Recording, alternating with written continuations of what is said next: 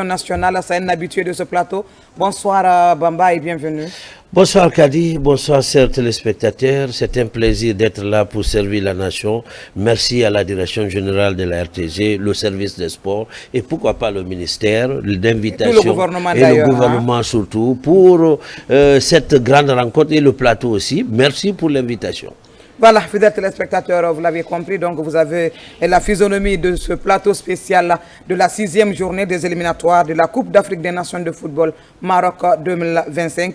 Donc, comme je le disais tout à l'heure, le Sili a son destin en main. Un match nul qualifie notre équipe nationale pour aller au Maroc, coach. Donc, on a notre destin en main de toutes les façons. On a notre destin en main, mais on a fait un gros travail pour la première finale. La première finale nous a mis dans une position favorable, c'est-à-dire ce soir, un match nul qualifierait la Guinée, une victoire qualifierait la Guinée. Donc on arrive sur le sol tanzanien avec deux avantages.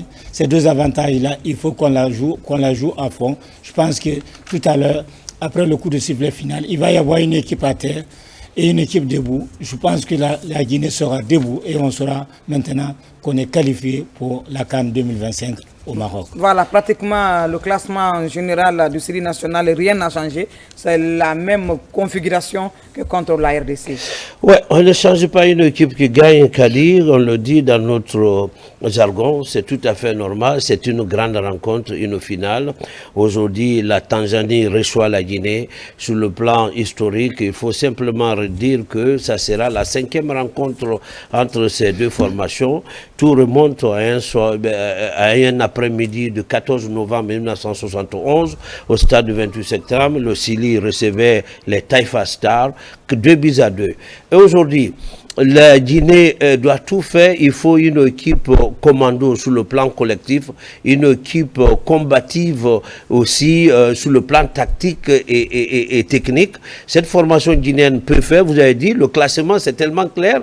Déjà, il y a la cohésion, il y a une synchronisation dans les actions. L'entraîneur a bien fait de ne pas changer. C'est le 4-3-3 classique, pointe basse, l'entraîneur est à côté de moi. Ça veut dire qu'il y a un sentinelle devant, il s'agit de le pivot qui n'est qu'Ablaï Touré. Et puis au niveau de la charnière centrale, vous l'avez dit, c'est les mêmes Ibrahima Sori Conté et puis Seydou Sow aujourd'hui qui apportent aussi la combativité, l'intelligence au niveau de cette défense guinéenne. Donc je pense que ça sera un match très difficile pour le départ. Mais en regardant la statistique, on a vu que cette équipe tanzanienne joue la première mi-temps. Et quand on regarde le classement tanzanien, il faut dire qu'ils alignent, c'est renversé, c'est-à-dire le 4-3-2-1. C'est-à-dire, au lieu de que ça soit 4-2-3, contre la Guinée, ils ont fait le 4-3-2-1. Ça veut dire qu'il y a le pressing haut. Et défensivement, ils sont là. Et dès qu'il y a une perte de balle, c'est pourquoi ils ont marqué à la 88e minute le but de victoire. Donc, les Guinéens doivent se méfier. Mais je pense qu'avec cette équipe guinéenne aujourd'hui qu'on a vu, il y a beaucoup de sérénité au niveau de la défense. Et puis, Isiaga, aujourd'hui, qui peut faire les retraits, il s'est beaucoup amélioré. Regardez ces buts qu'il a marqués l'autre jour, le but, la passe décisive, je dis bien, qu'il a donné à Serou Girassi. Je pense que ce classement est bien parce qu'il y a les ailiers de percussion, il y a Kamano, il y a Moulay, et puis l'autre, la rentrée de Baldé, qui nous a montré aussi notre facette de technique qu'il a. Donc moi, je pense que le Sili est bien parti pour cette rencontre. Voilà, même si on a eu des problèmes d'accréditation, sur 24 accréditations, on a appris que c'est 16 qui étaient venus en première position. Finalement, ils ont complété. Les Tanzaniens sont prêts à tout pour saquer le moral de la Guinée. C'est les aléas du football au dernier moment où la qualification se joue sur l'adversaire. L'adversaire a tendance à avoir joué un peu la mauvaise foi. Et là, on a vu que le match a été déplacé parce que c'était prévu au départ à 16h. Et là, pour un motif qu'ils ont donné à la CAF a validé parce qu'il y avait des travaux au stade Benjamin Mpaka. Mais tout ça, ça va ils pensent que ça va jouer sur le moral des Guinéens. Nous, on est prêts. Quand on est guerrier, on est soldat. On est prêt à tout. Quand on nous réveille à 5h du matin ou à 10h après-midi ou en fin de matinée, on sera toujours là. La Guinée va là-bas avec une position de favori. Pourquoi? Parce que ces deux scénarios-là, nous allons la jouer. Nous allons les jouer jusqu'au dernier moment. Je pense qu'aujourd'hui, on aura soit une victoire, soit un match nul. La qualification sera tout à l'heure acquise à la fin du match. Voilà, on a reçu hier une notification de la CAF d'ailleurs qui a suspendu le milieu de terrain pour nous informer que le milieu de terrain tanzanien est suspendu. Il s'agit de Novatus Disma, donc lui ne prendra pas part à cette confrontation. Pourtant, c'était un élément clé dans le dispositif de l'entraîneur tanzanien. C'était un élément clé. Il joue en Turquie dans un club qu'on appelle Gotsup et c'est un jeune de 22 ans et il fait partie vraiment de comment dire, le statut même de l'ossature de cette formation. L'entraîneur Ahmed Suleiman Ali, qu'on appelle Morocco, qui aujourd'hui a apporté la vivacité et puis la cohésion à cette formation. Ce jeune-là fait partie vraiment de l'avenir du football. Donc, c'est un avantage pour le Chili, parce qu'on sait déjà, dans cette formation éthiopienne et tanzanienne, il y a deux grands clubs. En regardant la défense déjà, au niveau de la charnière centrale, vous avez Ibrahim Ahmed Baka et Dixon Jones, qui jouent dans le même club, Young African, et puis au niveau des latéraux, c'est l'équipe de Moussa Kamara, c'est-à-dire le Simba CS, et le latéral Gapoté et Mohamed Hussein. Au niveau du milieu du terrain, vous avez Motari et Yaya, et puis Faisal Saloum, qu'il faut faire beaucoup attention. Il y a deux vétérans, il s'agit Mbanda ou Ali Samba, qui joue du côté de Grèce, avec Madi Kamara, ils sont dans le même club, PAOK Salonique. Et puis il y a un autre joueur qui a marqué contre l'Éthiopie, il s'agit de Simon Moussouva, il a 31 ans, donc il y a trois vétérans, l'attaquant de pointe et puis le latéral, ce sont les vétérans. Donc deux clubs forment cette formation, c'est-à-dire les 11 rentrants, il s'agit de Simba, il s'agit de Young African, donc ça crée déjà la cohésion. Comment dirais-je, la disqualification du jeune Novatus va affaiblir le milieu du terrain et le Chili doit prendre l'avantage sur ça. Je pense que le Chili a les moyens pour gagner cette rencontre Kadi, parce que il y a maintenant la cohésion. Je le dis encore, il y a une ambiance positive au sein de cette formation guinéenne et le but libérateur de Serhou Guirassy a montré que le Chili, il y a une sérénité et qu'on peut tenir malgré la souffrance. L'équipe a été d'une manière ou d'autre bousculée de gauche à droite, mais elle a résisté et puis le but libérateur. Ça veut dire que l'esprit est déjà préparé. Tout ce qui se passe, c'est une guerre psychologique. On dit, une rencontre de football se prépare sur le plan psychologique, tactique, physique. Et puis, si vous n'avez pas, il faut dire psychologiquement, on veut déstabiliser cette formation guinéenne. Donc, les jeunes, ils sont professionnels, ils savent que c'est une mission de la nation. Donc, et ce sont des commandos, ils savent déjà qu'il faut se mettre dans la marche de bataille,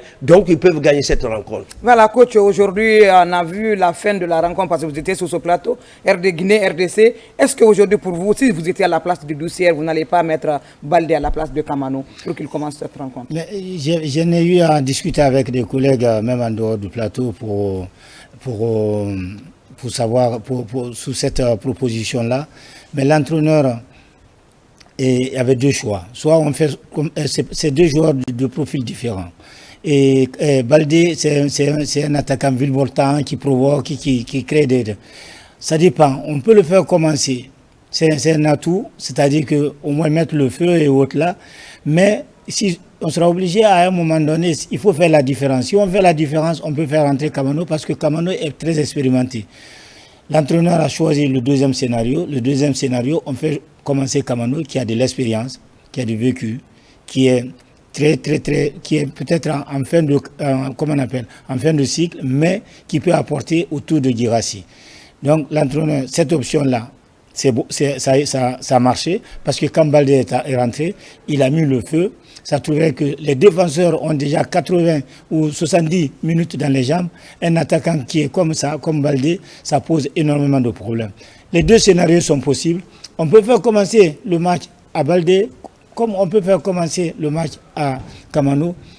Le résultat final, je pense que les deux cas sont possibles. Il faut choisir une solution. Il a choisi la solution Kamano pour commencer le match. Voilà, Kamano doit commencer le match pour vous. Est-ce que c'était vraiment essentiel que Kamano commence cette rencontre, vu la prestation de Baldé lors de la dernière match? Je suis d'accord avec coach Mori. Je pense que Doucet a bien fait de commencer Kamano. Il y a l'expérience, il y a le vécu. Et Kamano, malgré, je le disais, qu'il est devenu un peu slow, comme disent les Anglais, il n'y a pas la vitesse, mais il comprend, il a une vision du jeu. Et donc, dans une rencontre de haute intensité, une rencontre avec beaucoup de pression, des joueurs expérimentés comme Kamano. Et déjà, il y a l'automatisme qui s'est créé déjà entre Kamano et Djirassi. Faire entrer Kamano, fatiguer la défense, et puis attendre, envoyer nos missiles comme Baldé, je pense que, et l'autre jour ça a payé, et je pense que c'est une bonne option. Donc, c'est mieux de commencer avec Kamano et fatiguer cette défense, faire entrer Baldé, il va vraiment faire la différence les dernières minutes. Surtout que cette formation joue en première mi-temps. Vous avez vu, on a regardé le parcours de cette formation tanzanienne, ce n'est qu'en première mi-temps qu'elle marque tous ses buts. Et en deuxième mi-temps, elle baisse un peu d'intensité. Donc, vous faites rentrer un Baldé, il va fatiguer cette formation. Et puis, en deuxième mi-temps, on peut faire la différence. Mais ils vont venir avec beaucoup de pression pour cette première mi-temps. Ils vont mettre la pression sur cette formation. Donc, il faut des joueurs expérimentés pour garder la sérénité et rester sur notre plan de jeu. Voilà, restez sur notre plan de jeu. Coach, aujourd'hui, vous êtes entraîneur national reconnu. Vous avez joué également au football. On a fait faire vivre le série national de l'enfer. Arrivé hier, ils se sont entraînés sur un stade non tracé, non tendu. Et aujourd'hui, il y a eu toutes les tracasseries du monde autour de cette équipe. Même une flèche, ils n'ont pas eu pour avoir accès au stade à temps. Heureusement que tout est rentré à l'ordre à quelques heures de cette rencontre. Maintenant, on va parler techniquement. Si vous, ce soir, vous étiez à la place de Doucet, quel serait votre langage avant cette rencontre envers vos joueurs? Le langage est très simple. Écrire une nouvelle histoire, ouvrir une nouvelle page. La qualification, en fait, on fait un peu un pas en arrière. Cette CAN-là, c'était la CAN de la Guinée. C'était la CAN que nous, la Guinée, devrait organiser. Donc, maintenant, on ne va pas refaire l'histoire, on n'a plus cette CAN-là. Mais ne pas participer encore à cette CAN-là au Maroc, avec la proximité qu'on a avec le Maroc, ce sera une grosse déception. Donc, il faut dire aux joueurs, il faut écrire une nouvelle histoire.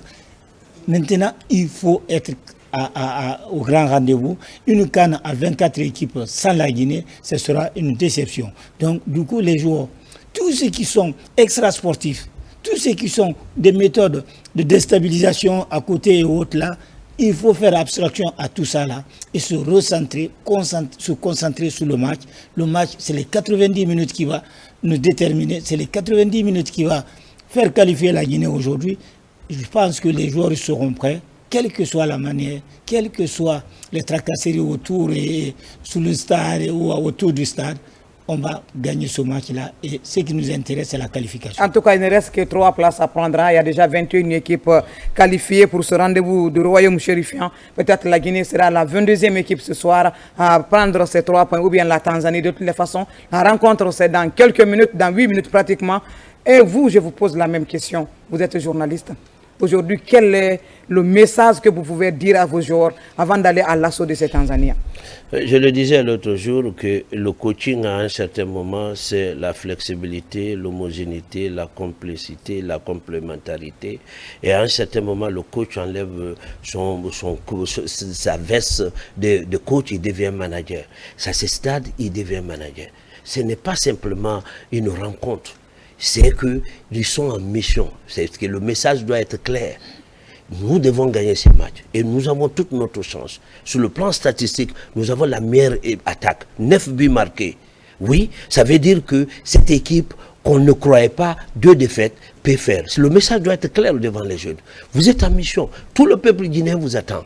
Et donc, ils peuvent gagner. Donc, c'est un message des managers qui doit galvaniser son équipe. On ne parle plus de tactique, de technique ici. On parle simplement d'un combat psychologique. Cette rencontre sera mentale. elle ne sera pas tactique simplement, et stratégique, c'est mental. Donc si les jeunes sont prêts sur le plan mental, ils peuvent gagner cette rencontre. Et le message de Ducé, on sait, il est très calme, il est serein, et je pense qu'il va passer ce message. Et c'est ce message de combativité, d'agressivité et de détermination pour ces jeunes. Il n'y a rien d'autre à dire. On veut la qualif, que ce soit un match nul ou une victoire, mais on veut être au rendez-vous. C'est le message, c'est très clair. En tout cas, moi, j'ai peur, coach, qu'on ne vienne déjà au stade dire qu'on va chercher un match nul parce que le jeu il sera complètement ouvert côté tanzanien. Vu leur système de jeu, pratiquement, c'est le 4-3-3 qu'ils vont utiliser contre le même système 4-4-2 de côté guinéen. Maintenant, est-ce que vous croyez qu'à la première mi-temps déjà, première période, on peut faire l'affaire de cette équipe tanzanienne? C'est ce qu'il faut faire. Si on arrive au stade là en cherchant le match nul, on a tout faux. Pourquoi? Parce qu'on ne sait jamais, avec le football moderne, tout peut arriver. Il peut y avoir une pénalité à la dernière minute, non. Il faut qu'on arrive en mode guerrier. En mode guerrier, pourquoi? Parce que si on marque, ça complique la situation. On doit marquer. On est psychologiquement, mentalement, on est mieux préparé. On a un capital de confiance après les 3 matchs là qui est au top. Donc là, ce n'est pas à la Guinée de douter. Nous, on a notre carte en main. Pourquoi? Parce qu'on a 2 situations favorables. Match nul, on est qualifié. Une victoire, on est qualifié. C'est la Tanzanie qui doit courir derrière, qui doit faire le match. C'est la Tanzanie qui doit essayer d'inverser. Ils ont un scénario favorable, il faut gagner. Même en essayant, en cherchant à gagner, en se jetant à l'assaut et autres là, la Guinée est capable, vous le savez, on a marqué la dernière fois à la dernière minute. Cette fois-ci, on est capable de les planter 2 pions. Et puis voilà, le problème sera complètement autre chose. Mais il ne faut pas qu'on oublie aussi qu'eux aussi nous ont marqué un but à la 88e minute à Yamoussoukro. Donc c'est un peu compliqué. Moi je crois qu'il faut venir ouvrir le match, chercher directement la qualification et ne pas compter sur un point. Ouais, je suis d'accord. Et il faut qu'on marque en première position pour créer le doute. Parce que cette formation déjà a en tête que cette équipe guinéenne elle est prenable. Mais c'est là l'erreur. Voilà, on va revenir à la mi-temps. Nous allons partir du côté du stade Mkapa Stadium de Dar Salam pour vivre cette première période entre Tanzaniens et Guinéens. Malgré les tracasseries autour de cette équipe, malgré les difficultés, nous comptons sur le Sili pour aller arracher cette 22e place pour le peuple de Guinée et pour se qualifier directement et ne pas compter sur un point. De toutes les façons, un point nous qualifie. Donc nos commentateurs ici à Gassila et Sekuna Kamara vont reprendre le relais pour vous faire vivre cette rencontre sur la télévision nationale. D'ailleurs, on dit merci au gouvernement qui permet toujours à son peuple de suivre l'équipe nationale sur la télévision nationale. Merci. C'est des millions de dollars qui sont payés et la joie publique n'a pas de prix. On se retrouve à la mi-temps, Inch'Allah.